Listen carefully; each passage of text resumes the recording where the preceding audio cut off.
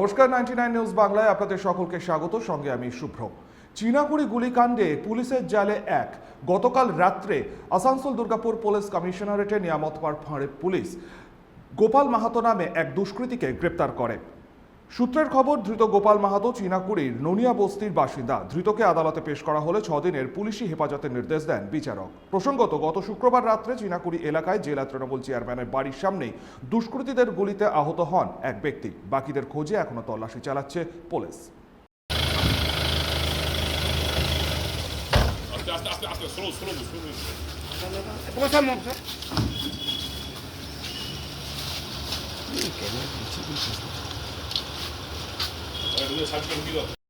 কুলটি থেকে বান্টি খানের report, 99 news Bangla.